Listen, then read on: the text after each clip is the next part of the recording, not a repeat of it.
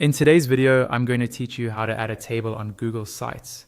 Tables are really useful when you want to organize information clearly, compare options, or create simple schedules and price lists.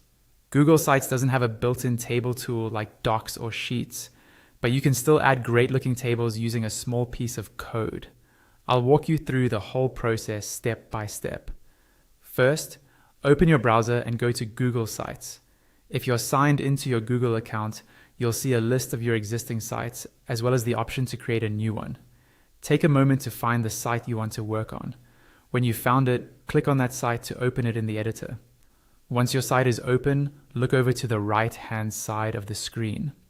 You'll see a vertical panel with different options, like Insert, Pages, and Themes. Under the Insert section, find and click on the option labeled Embed. This is what allows you to bring in content using a URL or custom code. When the embed window pops up, you'll see two tabs at the top, one for a URL and one for embed code. Make sure you click on the embed code tab.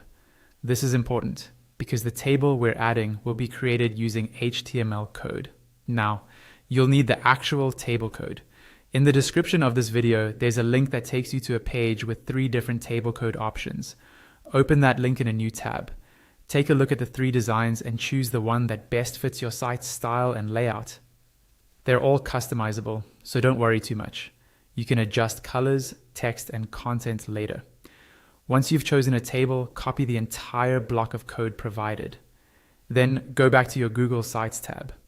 In the embed window, inside the HTML field, paste the code you just copied. Before you move on, this is a good time to replace the placeholder text in the code with your own information, such as headings, row labels, and data. Just be careful not to delete any of the angle brackets or quotation marks, as those are part of the HTML structure. When you're happy with the content you've entered, click on the Next button. Google Sites will generate a preview of how your table will look on the page. If everything looks right, go ahead and click Insert. Your table will now appear on your page.